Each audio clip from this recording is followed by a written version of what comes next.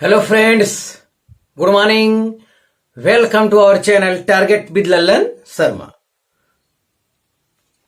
Today we will discuss about torque on current loop in uniform magnetic field. आइए देखते हैं torque on A current loop in a uniform magnetic field. तो current loop जो व्यवहार करता है वो मैग्नेटिक डाइपोल की भांति व्यवहार करता है, इसीलिए करंट लूप को हम लोग मैग्नेटिक डाइपोल कहते हैं। यस, मैग्नेटिक डाइपोल क्यों कहते हैं? तो मान लेते हैं ये रेक्टेंगुलर करंट कैरिंग लूप है, तो इसमें आई करंट फ्लो कर रहा है। इसमें जो मैग्नेटिक फील्ड का डायरेक्शन होगा करंट की वजह से वो वर्टिकली डाउनवर्ड होगा। इसका मतलब वो ऊपर से नीचे गया होगा। और ये रेक्टेंगुलर लूप के अंदर हो रहा है, तो साउथ से नॉर्थ की ओर जाता है, जिसका मतलब ऊपर वाला पोर्शन साउथ और अंदर वाला नॉर्थ की भांति व्यवहार करेगा। तो ये है मैग्नेटिक डाइपोल की कहानी। यस, तो अब हम टॉर्क का अध्ययन करेंगे। तो टॉर्क के अध्ययन के लिए पहला केस देखते हैं, जिसका हमने फिगर बनाया है। एक रेक्टेंगुलर करंट कैरिंग वायर है और ये एक्सिस के परितः रोटेट कर सकता है। ये यूनिफॉर्म मैग्नेटिक फील्ड में रखे हुए हैं और मैग्नेटिक फील्ड का डायरेक्शन वर्टिकली डाउनवर्ड है। इतनी जानकारी हमारे पास है। और ये इस टाइप से रखा हुआ है मैग्नेटिक फील्ड में। मैग्नेटिक फील्ड परपेंडिकुलर और ये लूप इस टाइप से रखा हुआ है। यस, अब देखिए पहला केस ये है। अब इस पे हमें टॉर्क फाइंड करना है इस केस में, और नेट फोर्स फाइंड करना है। तो देखते हैं। तो पहला केस है एंगल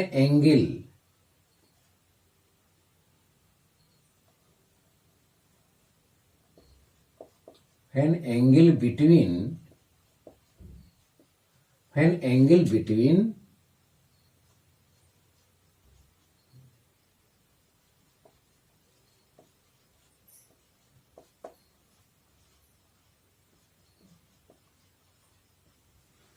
मतलब जब एंगल एम वेक्टर और बी वेक्टर के बीच एंगल कितना हो, 0 हो, तब ऐसी दशा में हमें नेट फोर्स फाइंड करना है और नेट टॉर्क फाइंड करना है। तो यह आइए देखते हैं। तो एम और बी के बीच 0 डिग्री एंगल कैसे है? तो बी का डायरेक्शन वर्टिकली डाउनवर्ड है, क्रॉस ये दर्शाया ही है। ये रेक्टेंगुलर है और इसके कारण मैग्नेटिक डाइपोल मोमेंट का जो डायरेक्शन है, राइट हैंड करंट के डायरेक्शन में फिंगर को कर्ल कीजिए और थंब जिस डायरेक्शन में कार्य करता है वही हमारा मैग्नेटिक डाइपोल मोमेंट का डायरेक्शन होता है, कैपिटल एम। तो यहां देखिए मैग्नेटिक डाइपोल मोमेंट का डायरेक्शन भी क्या है, वर्टिकली डाउनवर्ड है, और मैग्नेटिक फील्ड का डायरेक्शन भी वर्टिकली डाउनवर्ड है। सेम डायरेक्शन होने की वजह से कहा जाएगा इस केस में क्या है, 0 एंगल है एम और बी के बीच। यही वाला करंट यो फ्लो कर रहा है, यो तो वर्टिकली डाउनवर्ड एम का डायरेक्शन और करंट का डायरेक्शन सेम, वो मैग्नेटिक फील्ड का डायरेक्शन सेम, इसीलिए कहा गया इनके बीच एंगल जो है 0 बनेगा। अब देखिए, अब फोर्स की बात करते हैं। अलग अलग वायर पे लेंथ वाला ब्रेथ वाला कितना फोर्स लगेगा ये जानकारी करते हैं। हाँ, इससे पहले हम ये देख लें कि इनका लेंथ क्या है। इनका जो लेंथ है वो स्मॉल एल है और इनकी जो चौड़ाई है वो स्मॉल बी ले लेते हैं रेक्टेंगुलर का। यस, ये जानकारी में आपको होना चाहिए। अब देखिए ये करंट यूं फ्लो कर रहा है। जो राइट हैंड थंब रूल आपको बताया गया है वो फाइंड करने के लिए, फोर्स फाइंड करने के लिए, वायर में करंट यूं फ्लो कर रहा है, मैग्नेटिक फील्ड का डायरेक्शन वर्टिकली डाउनवर्ड है। तो फिंगर जो है हम लोग मैग्नेटिक फील्ड की डायरेक्शन करेंगे और थंब करंट की डायरेक्शन करेंगे। आप देखिए इस वायर पर फोर्स क्या करेगा, ये थंब करंट के डायरेक्शन में और फिंगर मैग्नेटिक फील्ड के डायरेक्शन में है, तो पाम के पुश करने के डायरेक्शन में फोर्स कार्य करेगा। यस, जो फोर्स एफ कार्य करेगा, फोर्स एफ बराबर क्या है, IBL sin 90। ये ध्यान दें, फोर्स जो एफ कार्य कर रहा है इस डायरेक्शन में IBL sin 90, ये IBL sin 90। क्योंकि एल वेक्टर ऐसे है, मैग्नेटिक फील्ड वेक्टर एल और बी के बीच क्या है, एंगल 90 है। तो ये हुआ। अब आइए इधर वाली लंबाई पर, तो यहां देखिए करंट यूं, मैग्नेटिक फील्ड तो अंदर की ओर है अब भी, लेकिन करंट थंब के डायरेक्शन में है, तो पाम के पुश करने के डायरेक्शन में फोर्स कार्य करेगा। तो यहां भी फोर्स हो जाएगा F equal to I B L, ये भी फोर्स हो जाएगा। यस। अब चलते हैं ब्रेथ वाले क्षेत्र में, ये चौड़ाई वाला। तो यहां देखिए करंट यूं पुश कर रहा है, करंट यूं जा रहा है, मैग्नेटिक फील्ड वर्टिकली डाउनवर्ड है, तो पाम के पुश करने के डायरेक्शन में फोर्स कार्य करेगा।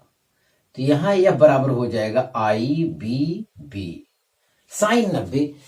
ये वाला भी क्या है, एल वेक्टर है। देखिए एल वेक्टर बी वेक्टर क्या है, एल वेक्टर बी वेक्टर, ये परपेंडिकुलर है, यहां भी 90 होगा, तो आई बी बी यहां भी होगा। अब वही केस यहां भी है, यहां देख लीजिए थंब मैग्नेटिक फील्ड के डायरेक्शन में, सॉरी फिंगर मैग्नेटिक फील्ड के डायरेक्शन में और थंब करंट के डायरेक्शन में, तो जो उसका फोर्स होगा, तो यहाँ ये दोनों अलग अलग फोर्स हैं, तो इसे F1 नाम दे देते हैं, यहां भी F1 नाम दे देते हैं। F1 इक्वल टू है आई बी बी साइन 90, साइन 90 का मान 1 होने की वजह से ये लिखा नहीं गया है। तो ये तो रहा फिगर के बारे में जानकारी। हमें उम्मीद है कि आपको 100% स्पष्ट दिख रहा होगा। अब इस पर देखते हैं पहला एफ नेट, नेट फोर्स कितना कार्य करेगा। तो नेट फोर्स तो 0 कार्य करेगा। 0 कैसे कार्य करेगा पहले देखें।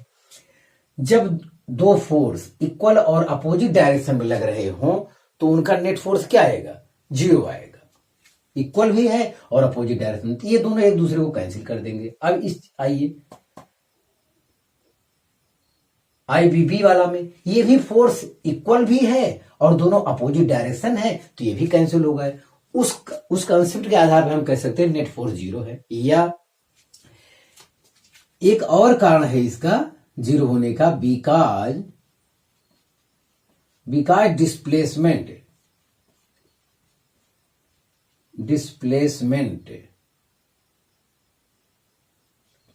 इज 0। एक और कारण है इसका डिस्प्लेसमेंट, एफ नेट बराबर, जो अगर मैं फार्मूला लगाऊं लास्ट में, एफ नेट बराबर आई बी एल, तो एल वहां डिस्प्लेसमेंट होता है। अगर ये क्लोज लूप है, क्लोज लूप है किसी भी शेप में है, यूनिफॉर्म मैग्नेटिक फील्ड में रखा है, तो ऐसे केस में उस पर नेट फोर्स ऑलवेज क्या होगा, 0 होगा। If current current loop are situated in uniform magnetic field, in this case acting net force on it is always 0। ये चीज आपको जानना, इस पर जो नेट फोर्स होगा हमेशा 0 होगा। ये किसी भी शेप में हो, रेक्टेंगल हो, स्क्वायर हो, कोई भी शेप हो, बशर्ते क्लोज लूप हो और यूनिफॉर्म मैग्नेटिक फील्ड में रखा हो, तो उस पे नेट फोर्स ऑलवेज 0 होगा, इसमें आशंका नहीं है। तो चलिए ठीक है। तो आपको ये कैंसिल करने, इक्वल अपोजिट डायरेक्शन में कैंसिल होने की वजह से नेट फोर्स 0 आया। एक वजह यह है कि F net equal to I B L अगर मैं लिख दूं, तब भी डिस्प्लेसमेंट वेक्टर, जब साइक्लिक प्रोसेस होता है, चक्रीय क्रम में करंट जा रहा आ रहा है, तो जहां से शुरू हुआ वहीं फिर पहुंच गया। डिस्प्लेसमेंट वेक्टर 0 होने की वजह से भी ये नेट फोर्स क्या होगा, 0 होगा। अब इस केस में हम लोग टार्क की चर्चा कर लेते हैं। चलिए टार्क देते हैं। टार्क टाउ नेट बराबर भी 0 होगा। कैसे होगा, अब इसका अध्ययन हमें विधिवत करना है। देखिए विद्यार्थी, टार्क होने के लिए कपुल फोर्स का होना जरूरी है। टार्क तब लगेगा जब कपुल फोर्स होगा। कपुल फोर्स का मतलब होता है जब दो फोर्स इक्वल हो, पैरेलल हो और अपोजिट डायरेक्शन में कार्य करें और उनकी action of line same direction में वर्क ना करे, तब वो कपुल बनाते हैं। कपुल बनाते हैं तो उनका हम लोग टार्क निकाल सकते हैं। कपुल, या इसे डिफ्लेक्टिंग कपुल भी कहा जाता है। तो जैसे ये फिगर में देखा जाए, पहले वाले केस की बात हो रही है, जब एम और बी के बीच एंगल 0 डिग्री है। देखिए यहां पे इस टाइप से, तो हम लोग फोर्स लगाते हैं और एक्शन ऑफ लाइन भी वही है, एक्शन ऑफ लाइन भी वही है, तो टार्क नहीं बनाएगा, वो टार्क नहीं बनाएगा। इसीलिए इसका नेट टार्क क्या आएगा, 0 आएगा। नेट टार्क 0 इसलिए आएगा क्योंकि ये कपुल नहीं बनाते हैं। दो फोर्स पैरेलल भी है, इक्वल भी है, अपोजिट डायरेक्शन में है, लेकिन इनका लाइन ऑफ एक्शन देखिए सेम है। ये लाइन ऑफ एक्शन सेम होने की वजह से ये कपुल नहीं बनाते हैं। कपुल या हिंदी में से कहते हैं बलयुग्म, बलों के जोड़ा नहीं बनाते। बलों का जोड़ा तब माना जाएगा जब इनका एक्शन ऑफ लाइन सेम ना हो। तो कपुल ना बनाने की वजह से ये टार्क नहीं होगा, इनका टार्क 0 होगा। तो ये रहा आपका फर्स्ट केस। यस, हाँ, तो 0 है because action of line is same, ऐसा भी बोल सकते हैं यहां पे, बिकॉज एक्शन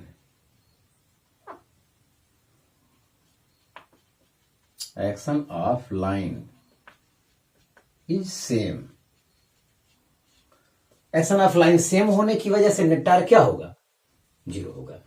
चलिए केस सेकंड पर अब अध्ययन करते हैं, जो सबसे कीमती है हमारा। अब ये फिगर बनाना और समझाना बहुत जरूरी था। Case second,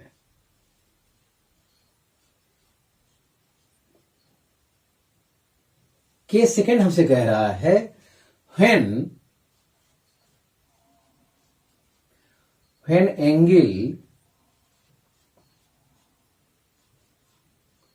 M and vector B, when angle between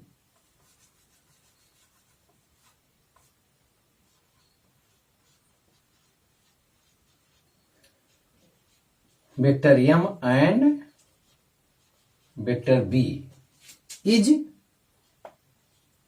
theta, then इसमें m वेक्टर और b वेक्टर के बीच एंगल 0 था, तो ये केस आया। अब किसी कोण पे है, ये पार्टिकुलर मतलब एनी कोई केस है जिसपे हर टाइप का प्रॉब्लम सॉल्व हो सकता है, तो ऐसे केस में, तो सेकंड केस के लिए हम लोग दूसरा फिगर बनाएंगे और उसको यहां पे देखते हैं। तो यहां ये फिगर हम लोग देखते हैं, क्या किया जाए देखें यहां। तो यहां पे यही चीज हम बनाएंगे पहले।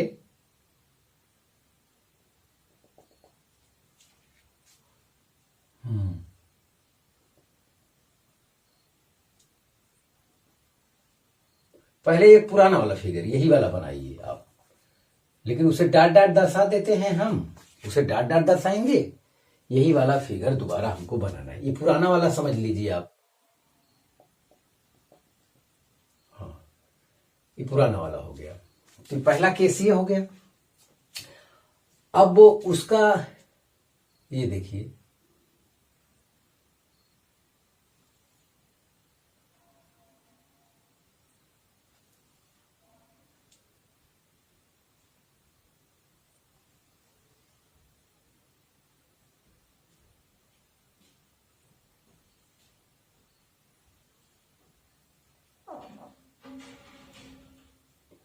ये वाला केस हो गया आपका। तो अब की ये जो है थीटा डिग्री घूम गया है, थीटा डिग्री घूम गया है।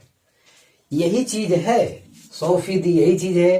करंट का डायरेक्शन भी सेम होना चाहिए, करंट का डायरेक्शन भी सेम होना चाहिए। ये सब चीज ध्यान दीजिए आप, यही चीज है, बशर्ते इसी एक्सिस के परितः थीटा एंगल घूम गया है। तो थोड़ा तिर्यक दर्शा रहे हैं ताकि फिगर स्पष्ट हो सके। यस, तो ये थीटा है, तो इधर से भी ये क्या होगा? थीटा होगा। चलिए अब ये देखते हैं, यहां पे मैग्नेटिक फील्ड का डायरेक्शन भी यही रहेगा, वर्टिकली डाउनवर्ड। सेम वही केस है सब, बशर्ते आपको थीटा कोण घुमाकर हमें बताना है। Yes, same magnetic field, vertically downward, same case. अब यहां देखिए यहां क्या होगा, यही केस है। मैग्नेटिक फील्ड वर्टिकली डाउनवर्ड था, तो यही था, तो हम लोग ऐसे घुमा दिए, ऐसे घुमा दिए, तो ये यहां से पहले वाले डायरेक्शन से कितना कोण? थीटा एंगल घूम गया। अब देखिए थीटा कोण घूम गया तो ऐसे हो गया तिर्यक, थीटा कोण घूम गया तो मैग्नेटिक फील्ड का डायरेक्शन तो अभी यही है, लेकिन मैग्नेटिक डायपोल मोमेंट का डायरेक्शन कैपिटल एम का जो डायरेक्शन होगा, अब तो करंट ऐसे बह रहा है, ऐसे ऐसे है, देखिए अब उनके बीच एंगल इस डायरेक्शन में। मैग्नेटिक फील्ड तो सीधा है, लेकिन ये इसके इस प्लेन के परपेंडिकुलर होगा मैग्नेटिक डायपोल मोमेंट का डायरेक्शन, वो भी अंदर की ओर होगा, अंदर की ओर। तो अब बी और एम के बीच एंगल हो गया थीटा, थीटा हो गया। अब यहां चीज हम लोग फोर्स का अध्ययन करेंगे। ये देखिए फोर्स कितना होगा, इससे पहले जो था, इससे पहले जो फोर्स था ये अब भी यही रहेगा, ये साइड कभी बदलेगा नहीं। देखिए हमेशा क्या रहेगा, ये वाला, ये एक्सिस है आपका, ये देखिए ये वाला करंट ऊपर जा रहा है, तो ये हमेशा मैग्नेटिक फील्ड का क्या रहेगा, चाहे घूमे यहां भी रहेगा तब भी मैग्नेटिक फील्ड के क्या रहेगा, ये वाला करंट वायर हमेशा परपेंडिकुलर रहेगा। मतलब आई बी एल, हाँ, तो करंट जो है एल वेक्टर और बी वेक्टर हमेशा क्या रहेंगे, लंबाई वाले केस में एल वेक्टर और बी वेक्टर हमेशा परपेंडिकुलर रहेंगे। देखिए एल, ये तो वायर ऐसे ही खड़ा रहेगा, मैग्नेटिक फील्ड ऐसे है, तो इनके बीच जो एंगल होगा एल वेक्टर, यही मान लीजिए एल वेक्टर और बी वेक्टर के बीच हमेशा 90 डिग्री रहेगा यहां, तो चाहे घूमे चाहे न घूमे। तो फोर्स तो यही कार्य करेगा यहाँ, फोर्स कितना, वही एफ वाला कार्य करेगा यहां भी, और मिडिल पॉइंट मिल गई यहां भी एफ वाला, यही एफ आई बी एल भी होने की वजह से लिख नहीं रहे हैं, तो वही फोर्स कार्य किया। चलिए ठीक है, ये तो लंबाई वाले में एफ फोर्स हो गया। अब देखते हैं ये चौड़ाई वाले ब्रेथ वाले पोर्शन में क्या होगा। ब्रेथ वाले पोर्शन में आपकी बार मामला बदल जाएगा, वो फोर्स होगा क्या, दूसरा। जो फोर्स F1 यहां आया है, जो फोर्स यहां F1 आया, वो फोर्स यहां कार्य नहीं करेगा। इस फोर्स का नाम हम दे देते हैं F1 डैश, इस फोर्स का नाम दे देते हैं F1 डैश। ये अब F1 डैश होगा कितना, ये F1 डैश लोग लिखकर, या किताब वाला भी F1 डैश लिख के काम चला लेता है। ये तो नहीं होगा, ये दूसरा होगा, इतनी जानकारी होना चाहिए। क्योंकि अब एल वेक्टर, बी वेक्टर और एल वेक्टर के बीच जो करंट के डायरेक्शन में लिया जाता है, वो अब को एंगल हो गया दूसरा, अब वो एंगल नहीं रह गया, इतना ध्यान देना है आपको। तो ये एफ डैश हो गया। तो हाँ इतना है, एफ डैश हो गया। एफ डैश के बारे में और जानकारी देते हैं, लेकिन इतनी बात सत्य है कि ये दोनों फोर्स इक्वल अपोजिट डायरेक्शन में है, एक दूसरे के इफेक्ट को कैंसिल कर देंगे। ये दोनों फोर्स भी इक्वल अपोजिट डायरेक्शन, एक दूसरे फोर्स को कैंसिल कर देंगे। तो यहां अब भी एक केस है एफ नेट इक्वल टू 0। ये क्लोज लूप है, यूनिफॉर्म मैग्नेटिक फील्ड में हमेशा क्या होगा, नेट फोर्स उसका 0 होगा। इस पे तो आशंका है ही नहीं है। यूनिफॉर्म मैग्नेटिक फील्ड होना चाहिए, क्लोज लूप होना चाहिए, वो किसी भी शेप का हो तो 0 होगा। हाँ ये तो हो गया एफ नेट। अब बचता है टॉर्क, टाउ नेट। अब की बार ये 0 नहीं होगा, अब की बार ये 0 नहीं होगा। 0 क्यों नहीं होगा इसे आप देखिए, 0 क्यों नहीं होगा इसे आप देखिए। यहां देखिए आपकी फिगर में देखिए, अब की ये figure action of line same नहीं है, एक्शन ऑफ लाइन सेम नहीं है। ये एक्शन ऑफ लाइन सेम नहीं है, इसका मतलब क्या बनाएगा, कपुल, कपुल, कपुल बनाएगा तो उस पर टार्क लगेगा, तो आपकी बार नेट टार्क 0 नहीं होगा। ये चीज आपको होना चाहिए। हाँ ये देखिए यहां पे एफ डैश के बारे में अभी बाद में चर्चा करते हैं, पहले काम हो जाए मेरा। तो ये ऐसे था इस वाले केस में, अब ये ऐसे हो गया, अब ऐसे हो गया, ऐसे हो गया। तो इस वायर पे जो फोर्स है एफ है, इस डायरेक्शन में कार्य करेगा, अगर आपको दिख रहा है इस डायरेक्शन में, और इस वायर पे फोर्स इस डायरेक्शन में कार्य कर रहा है। लेकिन एक्शन ऑफ लाइन सेम नहीं है, इसका इस फोर्स इस डायरेक्शन में कार्य करता है, इस एक्शन में कार्य करता है, इस एक्शन में। एक्शन ऑफ लाइन सेम नहीं है, एक्शन ऑफ लाइन जब सेम नहीं है तो ऐसे जब केस रहेगा, जब आप फोर्स लगाओगे तो सीधा हो जाएगा। यहां ये फोर्स इस लाइन पे कार्य करेगा, ये फोर्स इस लाइन पे, तो आप फोर्स लगाओगे तो ये सीधा हो जाएगा, सीधा हो जाएगा। सीधा इसलिए हो रहा है क्योंकि टार्क लग रहा है, अब की बार टार्क लग रहा है। तो अब इसको टार्क निकाला कैसे जाए, इसके लिए एक और फिगर आपको बनाना होगा। तो देखते हैं। तो पहले फिगर जब आप इसे ऊपर से देखेंगे, यहां हम कह रहे हैं टॉप व्यू, यहां जो आपको कह रहे हैं top view, top view, top view कर।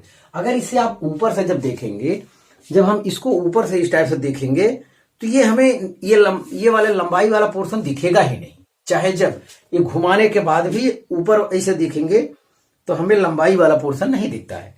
तो आप केवल ये ब्रेथ वाला पोर्शन यहां दर्शाइए और इसका भी घुमाने के बाद भी वही वाला पोर्शन यहां दर्शाइए।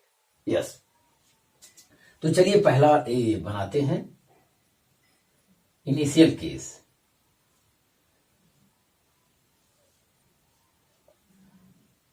ये हो गया, इसका लेंथ बी है। अब ये इनिशियल केस है, ये ऐसे सटा के रखा गया है। हाँ, अब आइए, अब यहाँ पे ये थीटा कोण घुमाने के बाद मतलब ये वाला पोर्शन थोड़ा तिर्यक करके यहाँ पे आपको दर्शाना है। सही तो ये है, जितना वहां फिगर में तिर्यक दिख रहा है उतना यहां होना चाहिए, लेकिन शायद फिगर उतना अच्छा बन नहीं पाता है। हाँ, ये चीज है, ये इनिशियल वाला केस है जब यूं हुआ, और ये थीटा एंगल घूमने के बाद हुआ। अब देखिए, इस पे जो फोर्स कार्य करेगा एफ, वो इस डायरेक्शन में एफ है आई बी एल। हाँ, और इस पे जो फोर्स कार्य करेगा F equal to I B L sine 90। ये तो हमेशा सेम रहेगा। इस फोर्स में, इस फोर्स की वजह से कोई प्रभाव नहीं पड़ेगा, ये तो वही रहेगा हमेशा, क्योंकि एल वेक्टर और बी वेक्टर ऑलवेज परपेंडिकुलर रहेंगे। हाँ, इसकी लंबाई ये है एक्शन ऑफ लाइन, ये रोटेट करने वाला एक्शन है। ये वाला पोर्शन बचा, जब आप इसे शार्ट में कर देंगे तो इस टाइप बनेगा। एक्शन ऑफ लाइन ये है, रोटेशनल एक्सिस हो गया आपका। ये देखिए, फोर्स पता चल गया। और टार्क इक्वल टू होता है force into perpendicular distance. Torque equal to होता है फोर्स इंटू परपेंडिकुलर डिस्टेंस। तो पहले वाले केस में जो नेट टार्क 0 आया, इसमें परपेंडिकुलर डिस्टेंस कुछ है ही नहीं है, परपेंडिकुलर डिस्टेंस है नहीं। अब लेकिन यहां मिलेगा, पूरा लेंथ इसका है b बाई 2, सॉरी पूरा लेंथ b है, तो आधा लेंथ कितना हो जाएगा b बाई 2, आधा इतना b बाई 2, आधा इतना b बाई 2। अब देखिए, ये थीटा है, तो इधर वाला क्या हो जाएगा, थीटा हो जाएगा। तो ये परपेंडिकुलर डिस्टेंस हम लोग ले लेते हैं। तो परपेंडिकुलर डिस्टेंस यहां वाला लें या यहां वाला लें या यहां सीध पे मान लें, इस टाइप से तब भी चल जाए। तो ये वाला देखिए, ये डायगोनल हो गया। डायगोनल के रिस्पेक्ट में परपेंडिकुलर वाला कंपोनेंट जो होता है वो होता है उतना साइन थीटा। तो ये हो जाएगा b बाई 2 साइन थीटा, ये समझिए। और नीचे वाला, और इस वाले फिगर के लिए लिखें, इस कोण के लिए परपेंडिकुलर है, तो ये यहां मैं दर्शा दे रहा हूं b by 2 sine theta. Diagonal पता हो तो परपेंडिकुलर क्या, उतना sine theta, b by 2 sine theta हो गया। यस, तो जो टोटल लंब आया फोर्स के बीच, जो टोटल लंब आया b साइन थीटा आया, b बाई 2 साइन थीटा धन b by 2 sine theta, total कितना आया, b साइन थीटा आया, परपेंडिकुलर डिस्टेंस अब घूमने के बाद। अब इस दोनों फोर्स का, ये दोनों फोर्स टार्क बनाते हैं, क्योंकि इनका एक्शन ऑफ लाइन क्या है, इनका एक्शन ऑफ लाइन सेम नहीं। ये इस डायरेक्शन कार्य करता है और ये इस डायरेक्शन में, ये इस डायरेक्शन में, ये इस डायरेक्शन में, तो एक्शन ऑफ लाइन सेम नहीं है। और इनके बीच का क्या है, परपेंडिकुलर डिस्टेंस हो रहा है, तो जाहिर है यहां पे टार्क बन रहा है, यहां पे टार्क बन रहा है, तो नेट टार्क हम लोग निकालेंगे। यस, तो हमारा काम ज्यादातर हो गया है। तो हमें थोड़े से जगह की आवश्यकता है, इसलिए हम पहला वाला जो है थोड़ा सा जगह ले रहे हैं।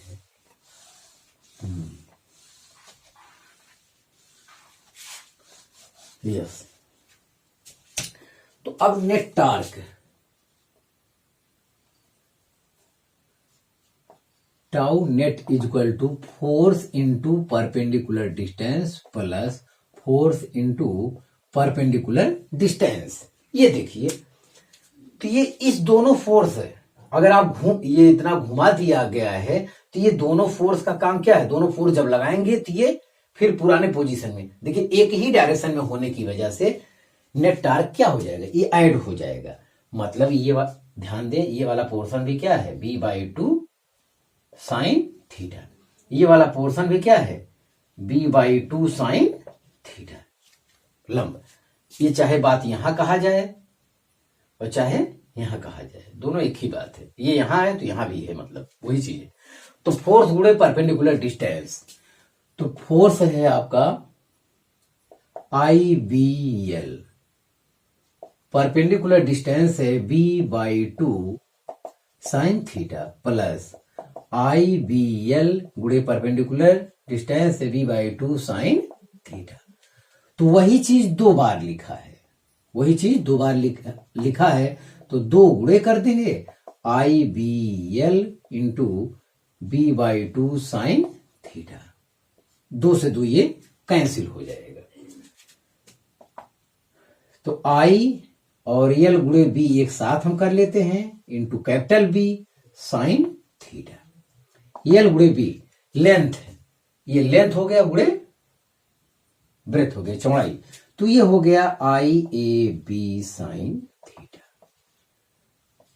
यही टाउ नेट हम फाइंड करना चाहते थे।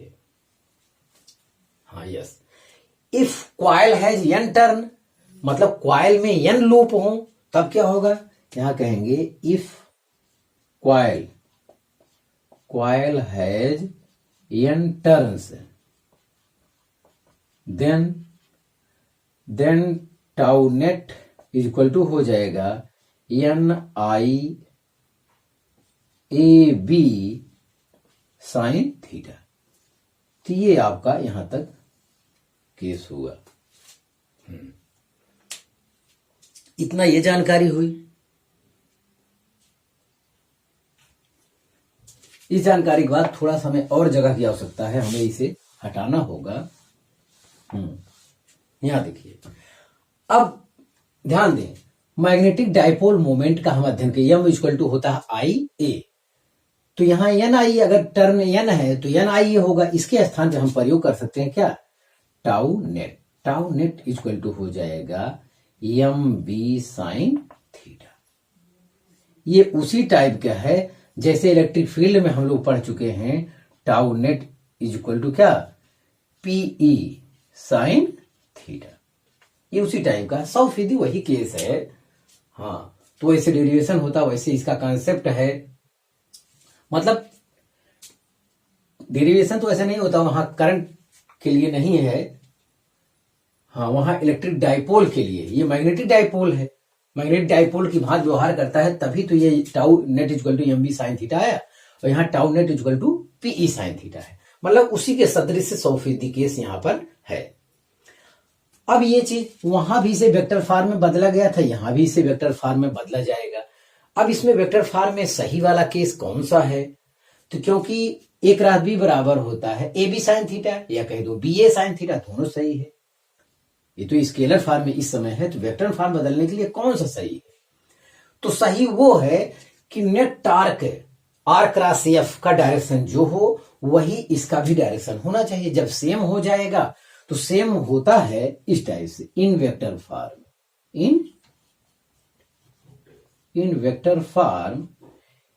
फॉर्म हो जाएगा टाउ नेट इक्वल टू हो जाएगा M cross B cross M नहीं होगा, M क्रॉस B होगा।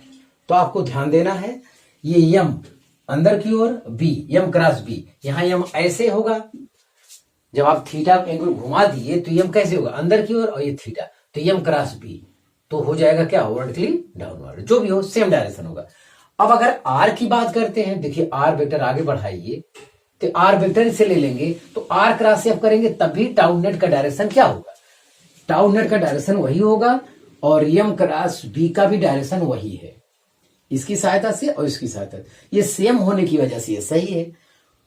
कोई अगर लिखना ही चाहे B क्रॉस M, तो यहां माइनस लगाना होगा, तब जाके बराबर होगा, क्योंकि A cross B is equal to होता है माइनस B क्रॉस A, तो वेक्टर फॉर्म में यही सही है, B क्रॉस M सही नहीं है। यस, एक कंसेप्ट, हाँ अभी एक कंसेप्ट इसमें स्पेशल केस हमको बताना है, थोड़ा सा एक चीज और रह गया है, एफ डैश के बारे में जानकारी देने के लिए, एफ डैश के बारे में थोड़ा सा ये क्लियर किया जाए। देखिए यहां तो ये वाला फोर्स लंबाई के कारण जो एफ इक्वल टू IBL कार्य करता है वो तो हमेशा सेम रहता है, लेकिन वो चौड़ाई के कारण जो एफ डैश कार्य किया ये इक्वल तो है, लेकिन ये पहले जैसा आई बी बी यहां नहीं लिख सकते आप, ये कोई दूसरा फोर्स है, ये कोई दूसरा फोर्स है। तो चलिए यहां से देखते हैं कि ये फोर्स कैसा है यहां से। हाँ, तो इससे पहले करंट ऐसे जा रहा था, कोई बात नहीं जी, करंट जा रहा है तो जाने दो। मैग्नेटिक फील्ड ऐसे था 100%, तो आपने कह दिया आई बी बी साइन 90, तो चलिए लिख दिए थी इससे पहले। लेकिन अब की बार ये इतना घूम गया है, इतना घूम गया है, और मैग्नेटिक फील्ड वही है, मैग्नेटिक फील्ड वही है, मैग्नेटिक फील्ड अब ये इतना घूम गया है। मैग्नेटिक फील्ड परपेंडिकुलर था बोर्ड पे, तो अब भी ऐसे है, इतना घूम गया है। तो अब एल वेक्टर बी वेक्टर के बीच कोण कितना रह गया, एल वेक्टर बी वेक्टर के बीच, क्योंकि जो यहां होता है आई बी बी साइन क्या 90 माइनस थीटा, हमारे जानकारी में ये चीज होना चाहिए। ये कहीं जरूरत नहीं है, इसके बगैर डेरिवेशन हमारा कंप्लीट हो चुका है, लेकिन फिर भी जानना तो चाहिए। हाँ चलिए कैसे क्लियर हो ये बात। ये देखिए बी है, ये लंबाई बी है, ये थीटा है तो ये भी थीटा हो गया, और मैग्नेटिक फील्ड का डायरेक्शन वर्टिकली डाउनवर्ड है, तो ये एंगल कितना होगा, ये डाउनवर्ड ही यहां पे है। अगर तो यहां पे ये डाउनवर्ड है, देखिए, हाँ, तो ये बना ये एंगल कितना होगा अंदर की ओर, अगर ये है थीटा कोण घूम गया है तो ये हो जाएगा 90 माइनस थीटा। तो एल वेक्टर और बी वेक्टर के बीच, यही तो मैं कह रहा हूं, करंट ऐसे जा रहा है तो ये एल वेक्टर हो गया, और बी वेक्टर आपका ये परपेंडिकुलर है। अब देखिए, अब ऐसे हो गया, इतना ये घूम गया, इतना घूम गया, तो अब एल वेक्टर ये हो गया, अब बी वेक्टर अभी वही है, तो इनके बीच जितना घूमा है उतना कोण क्या होगा, कम मिलेगा। बी वेक्टर और एल वेक्टर के बीच अब कोण जो थीटा कोण अगर आप घूम जाएंगे तो 90 माइनस थीटा मिलेगा, 90 माइनस थीटा मिलेगा, तो ये 1 बराबर ये हो जाएगा I B B sine 90 minus theta. तो यही चीज हम आपको बताना चाह रहे थे, जो एंगल मिलेगा हमको 90 माइनस थीटा मिलेगा। बुक में नहीं दिया रहता, इसके बगैर ये डेरिवेशन कंप्लीट है, क्योंकि ये दोनों फोर्स इक्वल अपोजिट डायरेक्शन में एक दूसरे को कैंसिल करेंगे, नेट फोर्स ऑलवेज 0 होता ही है। तो ये चीज आपकी जानकारी में यहां होना चाहिए। आप फिगर से आप जब मर्जी तब उसका अध्ययन कर सकते हैं। तो ये आप कोई लूप लेंगे, ये इस टाइप से सोचेंगे तो हमेशा क्लियर होगा। परपेंडिकुलर है, मैग्नेटिक फील्ड तो ऐसे हमेशा रहेगा, अब आपने घुमा दिया तो जाहिर कोण छोटा मिलेगा, ये एल वेक्टर करंट के डायरेक्शन में, और बी जितना आपने थीटा घुमाया उतना मेन कोण 90 अंश में से उतना कम हो जाएगा, तो 90 माइनस थीटा बचेगा। हम समझते ये क्लियर हो गया होगा। अब विद्यार्थी स्पेशल केस हमारे लिए थोड़ा सा बचता है, स्पेशल केस, तो मैं समझता हूं सब कुछ आपका हो गया है, और ये देखा जाए थोड़ा सा और हमें जगह की आवश्यकता है।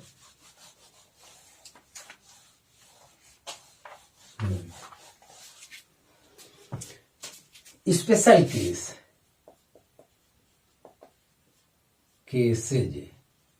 स्पेशल केसेज में first, if theta is equal to 0, और इसे कह सकते हैं कि vector M and vector M parallel vector B, ये वाला केस मतलब जो हम लोग अभी फिगर बनाए थे पहला वाला, वो वही था। थीटा बराबर 0 था, क्योंकि एम और बी क्या है, एम भी नीचे की ओर, और यहां पे देखिए पहले वाले केस में, तो पहला वाला केस नहीं है, एम अंदर की ओर और बी भी अंदर की ओर, तो पैरेलल था।